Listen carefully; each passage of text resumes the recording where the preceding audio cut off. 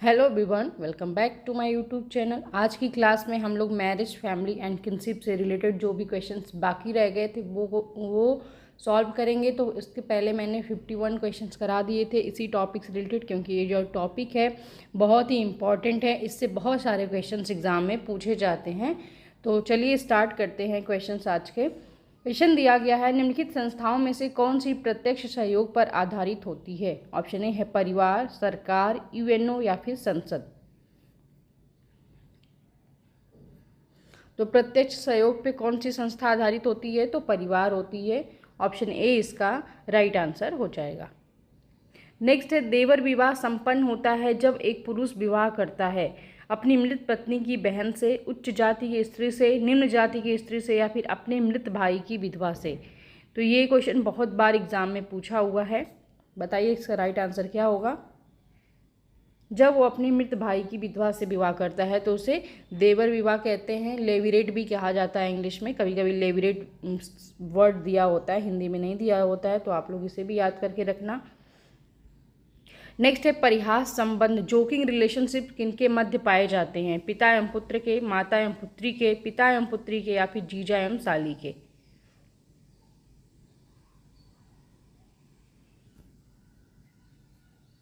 तो जीजा एवं साली के, ऑप्शन डी इसका सही उत्तर हो जाएगा।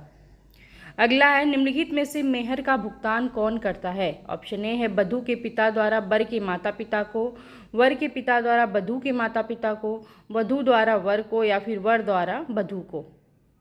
तो मेहर का भुगतान कौन करता है, मुस्लिम विवाह में पाया जाता है ये सिस्टम। तो वर द्वारा वधू को किया जाता है। ऑप्शन डी इसका राइट आंसर हो जाएगा। नेक्स्ट है, शारदा एक्ट क्यों रोकने के लिए पारित किया हुआ था। क्या रोकने के लिए पारित हुआ था। विधवा पुनर्विवाह को, बाल विवाह को, देवदासी प्रथा को या फिर दहेज प्रथा को। तो किस लिए शारदा एक्ट आया था और कौन से ईयर में आया था यह। 1929 में आया था। उसका राइट आंसर हो जाएगा ऑप्शन बी। हरबिलास शारदा ने यह प्रयास किया था बाल विवाह रोकने के लिए। शारदा एक्ट लाए थे 1929 में। ऑप्शन बी इसका राइट आंसर हो जाएगा। नेक्स्ट है, परंपरागत हिंदू समाज में विवाह के उद्देश्यों का सही क्रम क्या है। ऑप्शन ए है प्रजा, रति एवं धर्म, प्रजा, धर्म एवं रति, धर्म, प्रजा एवं रति। ऑप्शन डी दिया गया धर्म, रति एवं प्रजा।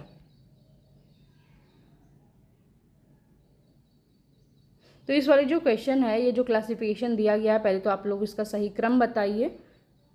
सही क्रम क्या है, धर्म, प्रजा एवं रति। और ये किसने दिया है, तो के एम कपाड़िया ने।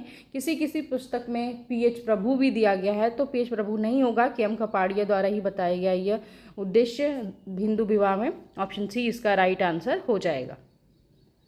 नेक्स्ट है, निम्नलिखित में से कौन तृतीयक संबंधी है। मामा, साले की पत्नी, भाई का पुत्र या फिर पिता।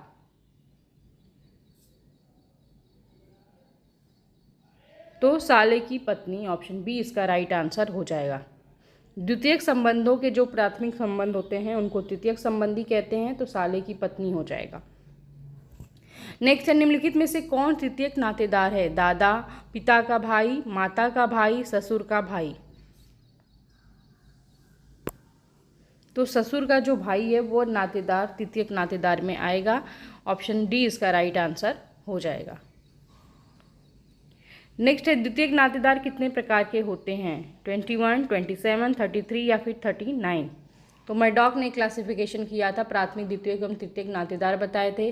प्राथमिक में उन्होंने 8 बताए थे, द्वितीयक में 33 बताए थे और तृतीयक में 151 बताए। तो क्या हो जाएगा right answer, option C 33। Next है, विवाह बीमार आत्माओं के लिए एक अस्पताल है, ऐसा कथन किसने कहा। लूथर, वीरस्टीड, पीएच प्रभु या फिर सीएच कूले। तो किसने कहा है,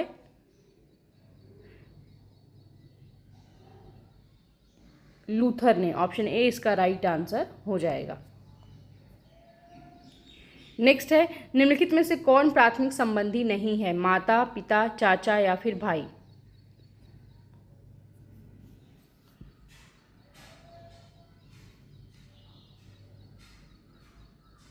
तो चाचा प्राथमिक संबंधी नहीं है, यह द्वितीयक संबंधों में आता है। ऑप्शन सी इसका राइट आंसर हो जाएगा। नेक्स्ट है हिंदू उत्तराधिकार अधिनियम 1956 में आया था। जिन समुदायों के उत्तराधिकार संबंधी विषयों को नियंत्रित करता है वे कौन से समुदाय हैं? मात्र हिंदू एवं सिख, हिंदू सिख बौद्ध एवं जैन, या फिर वर्ष 1947 से भारत से रहने वाले सभी समुदाय। तो कौन आता है इस एक्ट के अधिनियम के अंतर्गत? 1956 में आया था हिंदू उत्तराधिकार अधिनियम। कभी कभी ये क्वेश्चन भी डायरेक्ट पूछ लेता है। तो क्या हो जाएगा राइट आंसर? इसमें हिंदू सिख बौद्ध एवं जैन आते हैं। ऑप्शन सी हो जाएगा इसका राइट आंसर। नेक्स्ट है धर्म, परिवार, विवाह, जाति आदि किसके उदाहरण हैं? सामाजिक मूल्यों के, सामाजिक संस्थाओं के, सामाजिक मानकों के, या फिर समाज के सामाजिक राष्ट्रीय खंड के? तो इसमें से क्या सही हो जाएगा? सामाजिक संस्थाओं के। ऑप्शन बी इसका राइट आंसर हो जाएगा।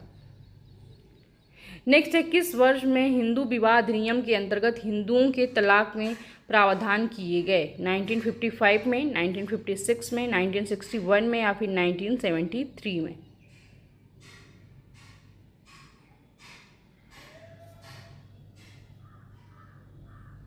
तो उसमें क्या हो जाएगा? 1955 में। ऑप्शन ए इसका राइट आंसर हो जाएगा। नेक्स्ट है हिंदू विवाह अधिनियम 1955 निम्नलिखित में से किन विवाहों की मनाही करता है?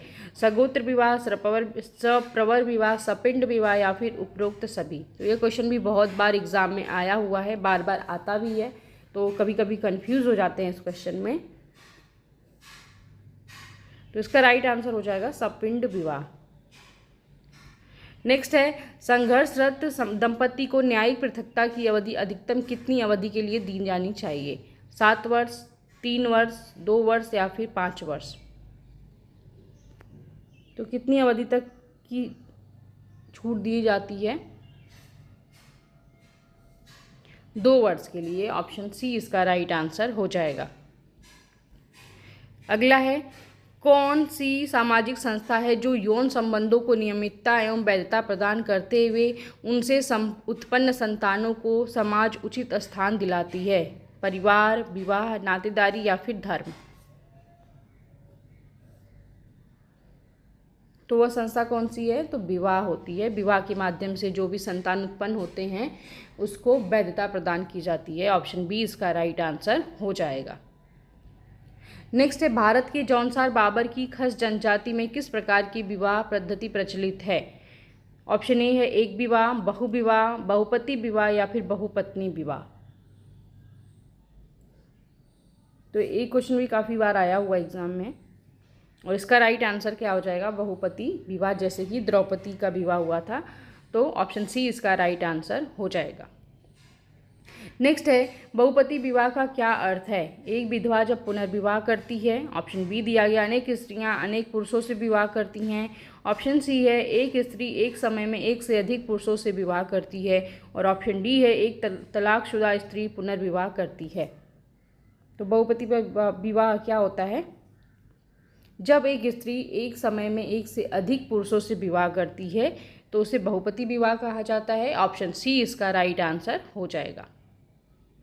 नेक्स्ट है विवाह का किस प्रकार का स्वरूप विश्व में कहीं भी नहीं पाया जाता? एक विवाह, बहुपति विवाह, बहुपत्नी विवाह, या फिर समूह विवाह?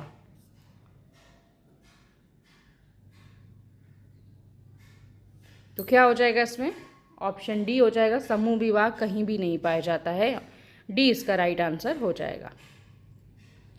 नेक्स्ट है किसी समाज में विवाह का स्वरूप अंततः निश्चित होता है। ऑप्शन ए है जनसंख्या में लिंगों के अनुपात द्वारा, ऑप्शन बी है धर्म द्वारा, ऑप्शन सी कानून द्वारा, या फिर ऑप्शन डी है सरकार द्वारा। तो कानून द्वारा हो जाएगा। ऑप्शन सी इसका राइट आंसर हो जाएगा। नेक्स्ट है किस नातेदारी संगठन में मातृवंशीय व्यवस्था विद्यमान है? ऑप्शन टोडा, ऑप्शन बी है भील, ऑप्शन सी है गारो, या फिर ऑप्शन डी है हो। तो किसमें मातृवंशीय व्यवस्था पाई जाती है?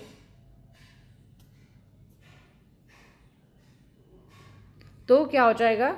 ऑप्शन सी इसका राइट आंसर हो जाएगा। गारो, खासी, जयंतिया, नायर, इन सब में मातृवंशीय व्यवस्था पाई जाती है। ऑप्शन सी इसका राइट आंसर हो जाएगा। अगला क्वेश्चन दिया गया है, संयुक्त परिवार सामाजिक जगत का एक छोटा सा रूप है, सही है या गलत? पूर्णतः गलत है, अंशतः सही है, पूर्णतः सही है या फिर तीनों में से कोई भी नहीं। तो इसमें क्या हो जाएगा, यह पूर्णतः सही है, ऑप्शन सी हो जाएगा। अगला क्वेश्चन है, हिंदू विवाह की प्रकृति है, संविदात्मक होती है, धार्मिक होती है, नैतिक होती है या फिर सामाजिक होती है? तो हिंदू विवाह की प्रकृति कैसी होती है? धार्मिक होती है। हिंदू विवाह में, हिंदू पद्धति में, हिंदू धर्म में विवाह को एक संस्कार माना जाता है। ऑप्शन बी इसका राइट आंसर हो जाएगा। नेक्स्ट है, मुस्लिम विवाह का स्वरूप इनमें से कौन सा नहीं है? ऑप्शन ए है मुता, ऑप्शन बी है फासिद, ऑप्शन सी है जिहर, ऑप्शन डी दिया गया है वातिल। तो क्या राइट आंसर हो जाएगा? Option C जिहर। नेक्स्ट है, मुस्लिम समाज में प्रचलित अस्थायी प्रकृति के विवाह को निम्नलिखित में से क्या कहते हैं? ऑप्शन ए है निकाह, ऑप्शन बी है मुता, ऑप्शन सी फासिद, ऑप्शन डी दिया गया है वातिल। तो अस्थायी प्रकृति का विवाह इसमें से कौन है? तो यह क्वेश्चन भी बहुत बार एग्जाम में आया हुआ है, आप लोग जानते होंगे। इसका राइट आंसर है मुता, ऑप्शन बी इसका सही उत्तर हो जाएगा। नेक्स्ट है, अपनी जाति के अंदर विवाह करने की अनिवार्यता को कहते हैं? अंतरजातीय विवाह, ऑप्शन बी है जातीय अंतर विवाह, ऑप्शन सी है बहिर्विवाह या फिर ऑप्शन डी दिया गया है बहुविवाह। तो अपनी जाति के अंदर जब विवाह करते हैं तो उसे क्या कहते हैं? तो उसे जातीय अंतर विवाह कहा जाता है। ऑप्शन बी इसका राइट आंसर हो जाएगा। नेक्स्ट है, विभिन्न जातियों के दो व्यक्तियों के परस्पर विवाह को कहते हैं? अंतरजातीय विवाह, ऑप्शन बी है जातीय अंतर विवाह, ऑप्शन सी है बहिर्विवाह या फिर ऑप्शन डी है बहुविवाह।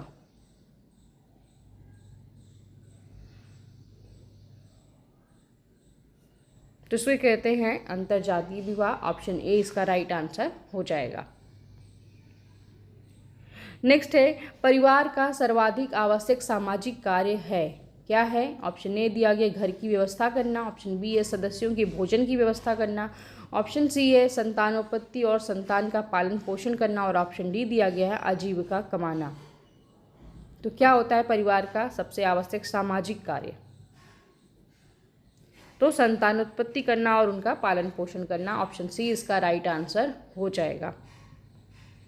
नेक्स्ट है, विशेष विवाह अधिनियम किस सन में पारित हुआ? ऑप्शन ए है 1960 में, ऑप्शन बी है 1955 में, ऑप्शन सी है 1954 में या फिर ऑप्शन डी है 1970 में।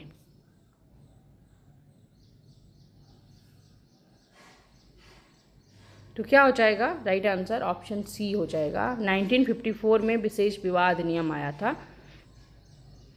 नेक्स्ट है, भारत में बाल विवाह निरोधक अधिनियम सबसे पहले कब पारित किया गया? ऑप्शन ए 1917 में, ऑप्शन बी 1929 में, ऑप्शन सी है 1936 में और ऑप्शन डी दिया गया है 1942 में। तो हमने स्टार्टिंग में ही बताया था, अभी क्वेश्चन कराने में जब हमने क्लास स्टार्ट की थी तभी बताया था। बाल विवाह निरोधक अधिनियम या इसे शारदा एक्ट के नाम से भी जाना जाता है। तो यह कब आया था? 1929 में। ऑप्शन बी इसका राइट आंसर हो जाएगा। और हर विलास शारदा के प्रयासों से हुआ था, तो ये भी आप लोग ध्यान में रखना। नेक्स्ट है, प्रवर का क्या तात्पर्य है? ऑप्शन ए है समान गोत्र, ऑप्शन बी है जनजातियों में श्रेष्ठ, ऑप्शन सी है वर्ण चयन की प्रक्रिया और ऑप्शन डी दिया गया है समान पूर्वज एवं समान ऋषियों के नामों का उच्चारण करने वाले। तो इसमें क्या हो जाएगा सही आंसर? ऑप्शन डी, समान पूर्वज एवं समान ऋषियों के नामों का उच्चारण करने वाले उन्हें प्रवर कहते हैं। ऑप्शन सी डी इसका राइट आंसर हो जाएगा। नेक्स्ट है, मुस्लिम में पति पत्नी की पारस्परिक सहमति से होने वाले तलाक का क्या नाम है? ऑप्शन ए है मुबारत, ऑप्शन बी है खुला, ऑप्शन सी है इला और ऑप्शन डी है तलाक़े अहसन। तो इन क्वेश्चंस में काफ़ी कन्फ्यूज़न हो जाता है, तो आप लोग इस क्वेश्चन पे ज़्यादा ध्यान देना और इसका राइट आंसर हो जाएगा ऑप्शन ए मुबारत। नेक्स्ट है, हिंदू विवाह में निम्नलिखित प्रकारों में से कौन सा उत्कृष्ट कोटि का विवाह नहीं माना गया है? ऑप्शन ए दिया गया ब्रह्म विवाह, ऑप्शन बी है देव विवाह, ऑप्शन सी है गंधर्व विवाह और ऑप्शन डी है आर्ष विवाह। तो आप लोग जानते होंगे कि हिंदू विवाह के प्रकारों को 8 प्रकार बताए गए हैं, जिसमें से ही 4 मान्य विवाह होते हैं और 4 अमान्य विवाह पाए जाते हैं। तो वही पूछ रहा है आपसे कि इनमें से कौन सा मान्य विवाह में नहीं आता है। तो क्या आता है? गंधर्व विवाह। ऑप्शन सी इसका राइट आंसर हो जाएगा। नेक्स्ट है, मुस्लिम विवाह विच्छेद अधिनियम किस वर्ष अस्तित्व में आया था? ऑप्शन ए है 1939 में, ऑप्शन बी है 1942 में, ऑप्शन सी है 1955 में और ऑप्शन डी दिया गया है 1961 में। तो हिंदू मुस्लिम विवाह विच्छेद अधिनियम कब आया था? 1939 में आया था। ऑप्शन ए इसका राइट आंसर हो जाएगा। नेक्स्ट है, न्योता भेंट नातेदारी प्रथा, जिसके अंतर्गत जितना रुपया नकद लिया जाता है उतना ही लौटाकर भेंट में दिया जाता है। यह प्रथा भारत के किस क्षेत्र में पाई जाती है? ऑप्शन ए है उत्तरी क्षेत्र में, ऑप्शन बी है मध्यवर्ती क्षेत्र में, ऑप्शन सी है दक्षिणी क्षेत्र में और ऑप्शन डी दिया गया है पूर्वी क्षेत्र में।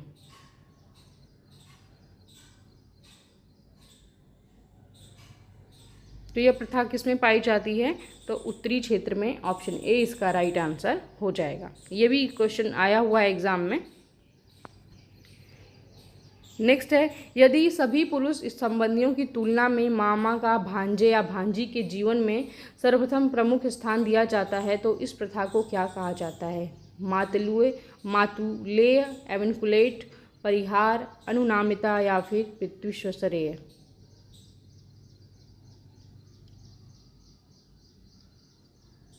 पितृश्रेय, इसे एमिटेट भी कहा जाता है।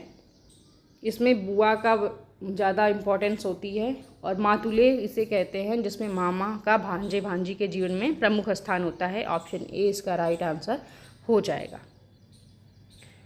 नेक्स्ट है, विवाह अति वैयक्तिक प्रकार की व्यक्तिगत संतुष्टि का उपकरण मात्र नहीं है बल्कि एक सामाजिक क्रियाविधि भी है जिसे सामाजिक दृढ़ता को पोषित करने हेतु रचा गया है। विवाह के संबंध में यह कथन किसका है? ऑप्शन ए है मजूमदार एवं मदान का, ऑप्शन बी है वेस्टरमार्क का, ऑप्शन सी गिलिन एवं गिलिन का और ऑप्शन डी दिया गया है एंडरसन और पार्कर का। तो यह कथन किसका है बताइए आप लोग जल्दी से। ये कथन दिया गया है एंडरसन और पार्कर द्वारा। ऑप्शन डी इसका राइट आंसर हो जाएगा। नेक्स्ट है, निम्नलिखित विद्वानों में से किसने ऐतिहासिक परिप्रेक्ष्य में हिंदू परिवारों का अध्ययन किया है? ऑप्शन ए है Aileen Ross, option B M S. Gore, option C है आई.पी. देसाई और ऑप्शन डी दिया गया है इरावती कर्वे।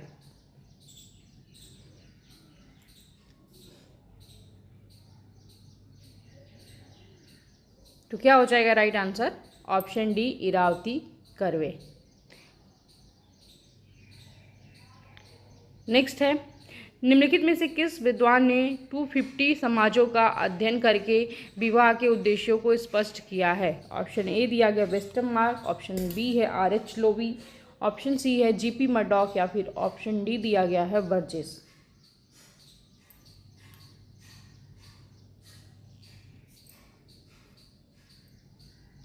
तो क्या हो जाएगा इसमें right answer? Option C Murdock.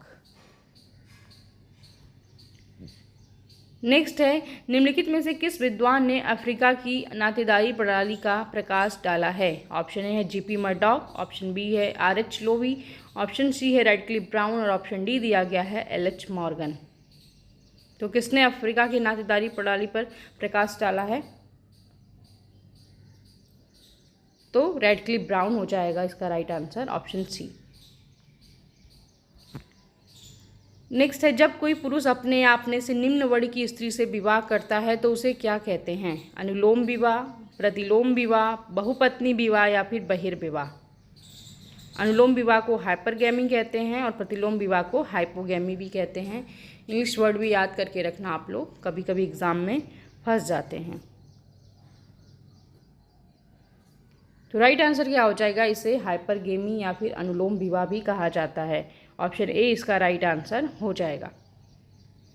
Next है, जब एक निम्न जाति की स्त्री का विवाह एक उच्च जाति के पुरुष के साथ होने को कहते हैं। तो यहीं पे दोनों क्वेश्चन आ गया जिससे कि आप लोग को कन्फ्यूज़न ना हो और अच्छे से तैयार हो जाए। इसके ऑप्शन दिए गए हैं प्रतिलोम विवाह, ऑप्शन बी है अनुलोम विवाह, ऑप्शन सी है एक पत्नी विवाह और ऑप्शन डी दिया गया है बहुपत्नी विवाह। तो जब निम्न जाति की स्त्री होती है उच्च जाति के पुरुष के साथ उसका विवाह होता है।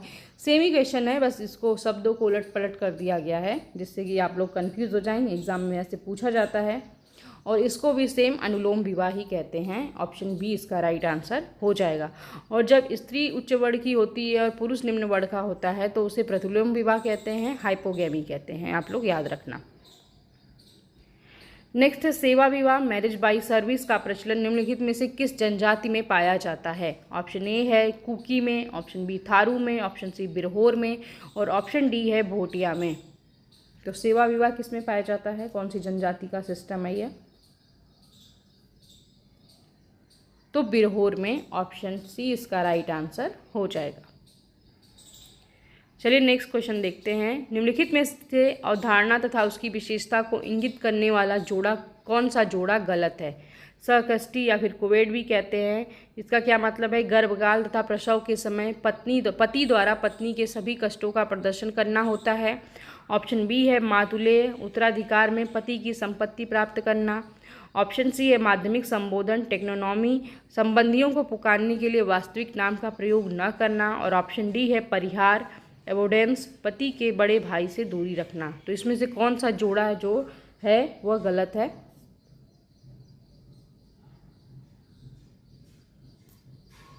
तो मातुले एविनकुलेट, इसमें उत्तराधिकार में पति की संपत्ति प्राप्त करना नहीं होता है। अभी ऊपर वाले क्वेश्चन में हमने किया था। मातुले में जब माँ का भांजे और भांजियों के जीवन में अधिक इम्पोर्टेंस होती है तो उसे मातुले कहा जाता है। ऑप्शन बी इसका राइट आंसर हो जाएगा। नेक्स्ट है असर्शन रीजन का क्वेश्चन दिया गया। असर्शन है हिंदू विवाह को संस्कार से अधिक संविदा समझा जाता है और रीज़न है इसका कि भारतीय समाज पर पश्चिमी विचारधारा का व्यापक प्रभाव पड़ा है। तो दिए गए कूट में से आपको राइट आंसर बताना है। कूट क्या है? ऑप्शन ए में है ए आर दोनों सही है, आर ए की सही व्याख्या है। ए आर दोनों सही है लेकिन आर ए की सही व्याख्या नहीं है। और ऑप्शन सी दिया गया ए सत्य है, आर गलत है और ए गलत है, आर सत्य है। तो बताइए क्या राइट आंसर हो जाएगा इसमें से?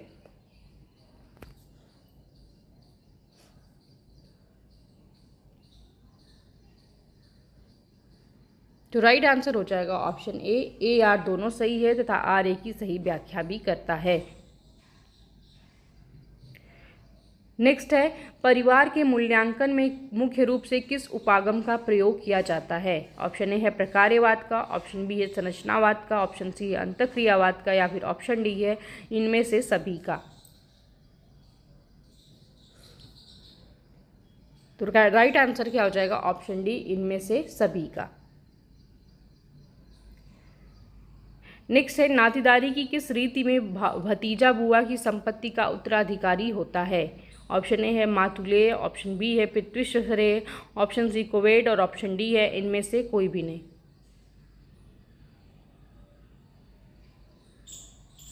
तो बुआ की संपत्ति का अधिकार होता है, इसमें कौन सा राइट आंसर हो जाएगा? इसे कहते हैं पितृश्रेय या फिर एमिटेट भी कहा जाता है। ऑप्शन बी इसका राइट आंसर हो जाएगा। नेक्स्ट है और आज का ये लास्ट क्वेश्चन है। क्वेश्चन दिया गया है लिंटन द्वारा बताए गए परिवार के प्रकारों में सम्मिलित है। ऑप्शन ए संरक्त परिवार, ऑप्शन बी विवाह संबंधी परिवार, ऑप्शन सी ग्रामीण परिवार, ऑप्शन डी है मातृवंशीय परिवार।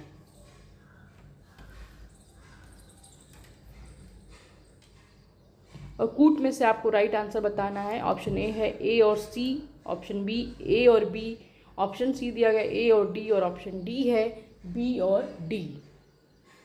तो क्या हो जाएगा राइट आंसर? लिंटन ने कौन कौन से परिवार के प्रकार बताए हैं? तो ए और बी संरक्त परिवार और विवाह संबंधी परिवार। ऑप्शन बी इसका राइट आंसर हो जाएगा। तो ओके फ्रेंड्स, हमने कुल 100 क्वेश्चन कर लिए विवाह, परिवार और नातेदारी से संबंधित। ये टॉपिक बहुत इंपॉर्टेंट है इसलिए हमने इसमें ज़्यादा क्वेश्चंस किए हैं और बेसिक से मॉडरेट और टफ सारे क्वेश्चंस इसमें सम्मिलित किए गए हैं जिससे कि आप लोग के लिए हेल्पफुल हो।